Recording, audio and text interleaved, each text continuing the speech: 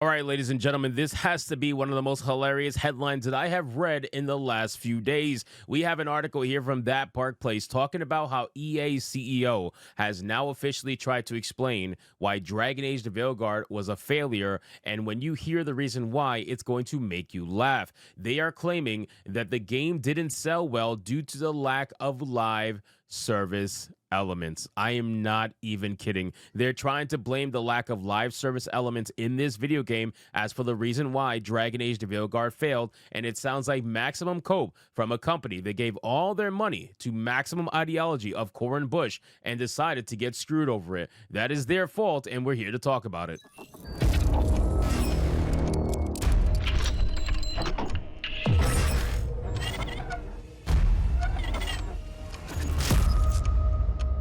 So let's get into this article, guys, from That Park Place. But of course, before we do, if you are new here, just consider hitting that subscribe button. I would greatly appreciate it and like the video to push us out into that YouTube algorithm. So Electronic Arts CEO Andrew Wilson has finally addressed the disaster that is Dragon Age the Veilguard. But his response was as out of touch as one might expect. Instead of acknowledging the real reasons why the game failed, shoddy gameplay, a narrative that betrayed the franchise's roots, and an overbearing focus on identity politics, Wilson has instead blamed a lack of live service elements for the game's commercial flop. Now, with all this being said, before we get into the rest, I want you guys to understand something. I've said for a long time now, and I'll say it again for those of you who may not have heard in previous videos.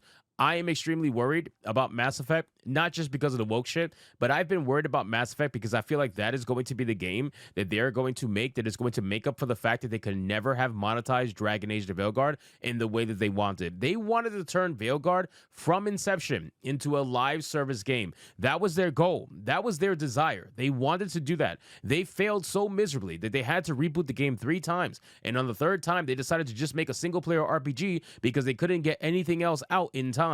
They are going to try to remedy that mistake by using Mass Effect as the new live service game, in my opinion. That's what I really think is going to happen, and it's unfortunate, but I think it is going to go down that route. Whatever Mass Effect game comes out now in the future is going to be a live service game and a live service version of Mass Effect, and it's going to be fucking terrible. I'm telling you right now. If they do decide to do a live service version of Mass Effect, I really don't even know what to say at that point. So then it says, during EA's Q3 2025 earnings call, Wilson lamented the company's financial struggles, pointing to the underperformance of both EA Sports FC and the Veilguard. He admitted that the Veilguard engaged around 1.5 million players, a number that fell short by nearly 50% of EA's expectations. However, Wilson never actually said that it sold 1.5 million copies, just that the game engaged that many players, a critical distinction that suggests EA is playing with its numbers and leaning on subscription services to soften the blow. I'm glad that That Park Place picked that up because that's exactly what's happening, right? And this is the issue. A lot of people will read things at face value and they won't actually look into it any further.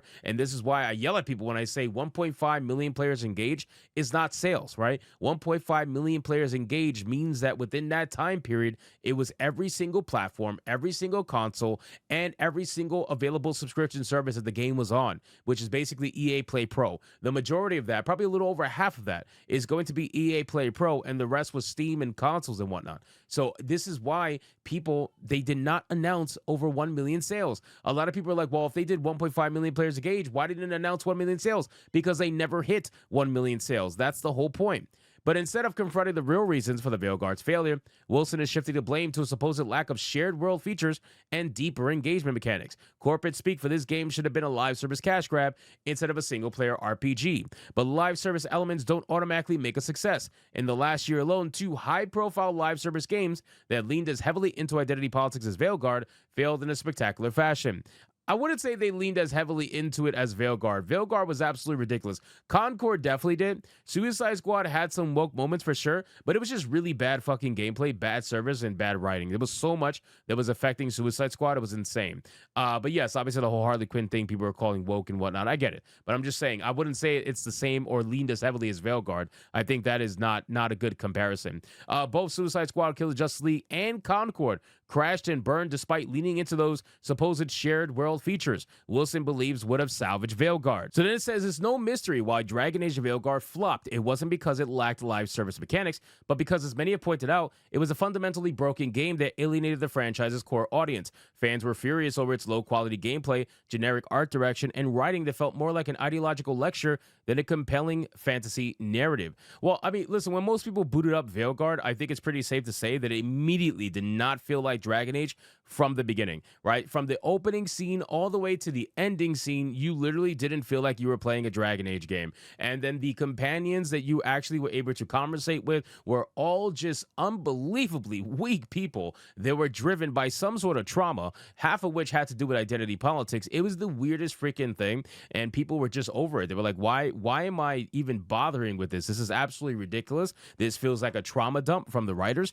This feels like some sort of therapy session for people who are just completely weak in life and want to take everything offensive. It seemed like a trauma dump. That's what it seemed like. So then under the leadership of Corin Bush and John Epler, the Veilguard abandoned what made Dragon Age special in the first place: the deep player-driven storytelling, which of course, and morally complex characters that defined previous entries, were replaced with shallow, preachy writing and a focus on a gender ideology over actual world building. The backlash was immediate, with thousands of returns flooding retailers and GameStop slashing its price from $69.99 to $24.99 in less than 4 months. GameStop, unfortunately, is going to be stuck with a lot of physical copies. They might have to go burn it somewhere at this point, but they got shafted. And this is the issue, right? Unfortunately, we are at a point in time where you are going to have developers that are going to either make their ideology known, right? Which I think most of them do for the most part. They're going to make their ideology known, or sometimes they will try to hide it to the best of their ability. Of course, I understand that, right? But you're going to have people, I don't want to know what your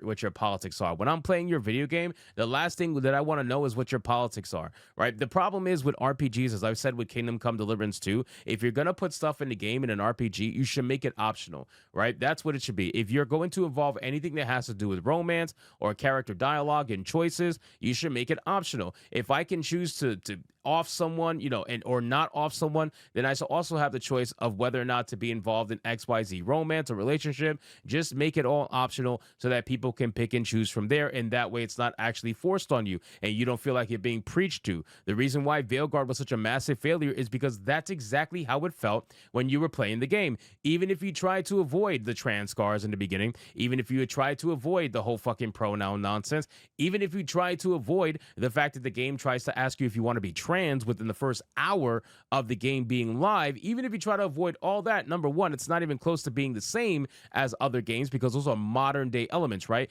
Pronouns, non-binary, and trans scars are all modern day stuff.